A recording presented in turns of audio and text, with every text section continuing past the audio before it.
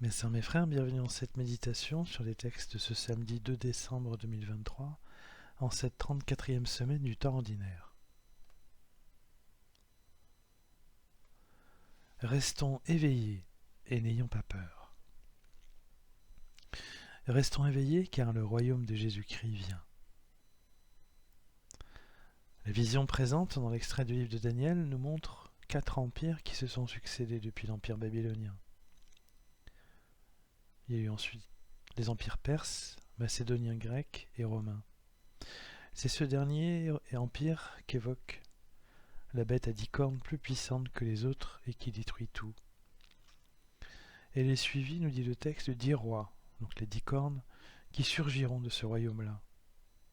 Un autre roi surgira ensuite, il sera différent des précédents, et il renversera 3 rois. Il prononcera des paroles hostiles au Très-Haut.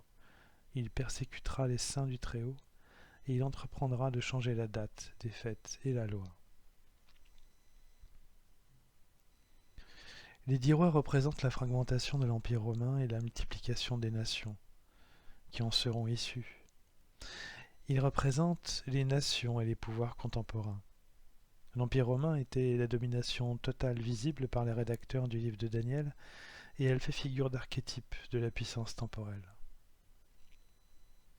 On peut alors penser que le dernier roi dont il est question dans cet extrait est l'Antéchrist, qui a pour quelque temps la domination sur terre, comme le disent à la fois le livre de l'Apocalypse et le livre de Daniel dans cet extrait, lorsqu'il est dit que ce roi prononcera des paroles hostiles au Très-Haut, il persécutera les saints du Très-Haut, et il entreprendra de changer la date des fêtes de la loi. Les saints seront livrés à son pouvoir pendant un temps, des temps et la moitié d'un temps, puis le tribunal siégera, et la domination sera enlevée à ce royaume, qui sera détruit et totalement anéanti. Les saints pourront enfin régner avec Jésus-Christ.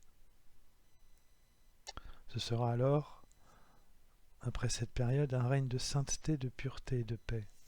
Comme il est dit, la royauté, la domination et la puissance de tous les royaumes de la terre sont donnés au peuple des saints du Très-Haut.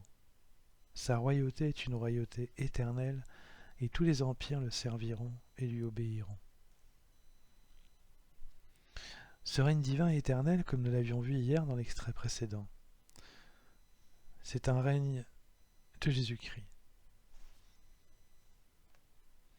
C'est un encouragement donné malgré les persécutions, les humiliations, les attaques dont peut faire l'objet notre foi.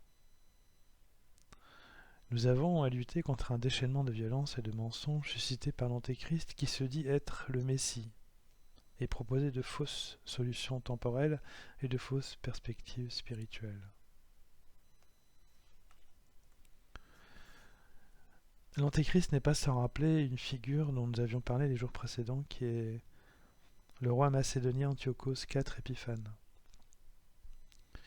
qui changea totalement le calendrier des Juifs. Il voulait unir le royaume grec et il voulait abattre la loi. C'était durant la période des Maccabées. Aucun empire, aucun gouvernement, mes sœurs, mes frères, n'est capable de résoudre les maux de l'humanité sans inspiration divine. Car aucun système politique n'est capable de lutter contre le mal individuel qui séduit les personnes. La régulation possible et nécessaire faite par les systèmes politiques de la violence individuelle n'éradique pas le mal en nous. Seule la victime sacrificielle qu'est Jésus-Christ, qui endosse cette violence, justement, et tous nos péchés, est en mesure de contenir cette même violence et de la purifier.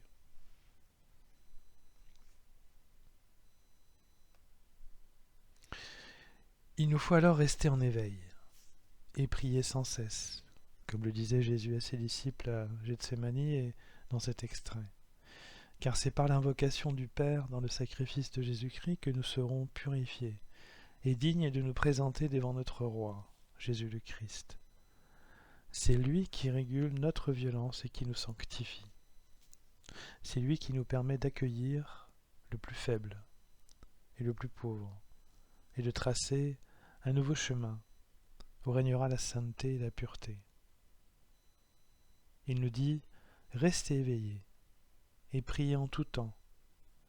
Ainsi vous aurez la force d'échapper à tout ce qui doit arriver et de vous tenir debout devant le Fils de l'homme. »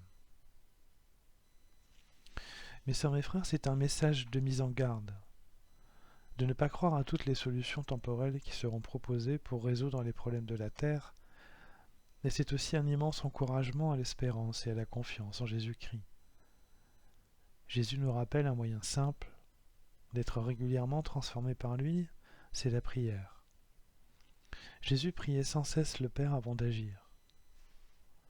Nous devons le faire aussi, car c'est par elle que nous aurons les moyens de retrouver la confiance et des solutions face aux événements de nos vies qui peuvent nous déstabiliser. Alors soyons heureux, car comme le disent les jeunes gens dans la fournaise de Daniel, vous, ses serviteurs, bénissez le Seigneur. Les esprits et les âmes des justes, bénissez le Seigneur. Les saints et les humbles de cœur, bénissez le Seigneur. Notre paix du cœur aura alors raison des violences de ce monde. Nous ne formerons plus qu'un seul corps, en Jésus-Christ.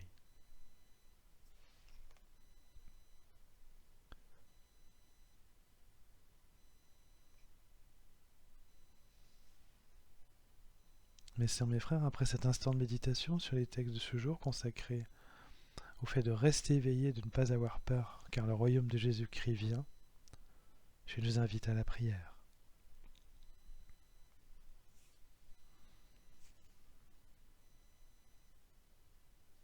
Ô Seigneur Jésus-Christ, toi à qui le Père a tout remis, toi qui nous fais vaincre les dominations par ta bonté et ton amour, donne-nous le don d'invoquer le Père comme toi pour être unis à lui et à toi, pour que nous soyons tous un. Car nous formons ton corps, et par lui nous sommes en vie, une vie magnifiée dans ton amour. Amen.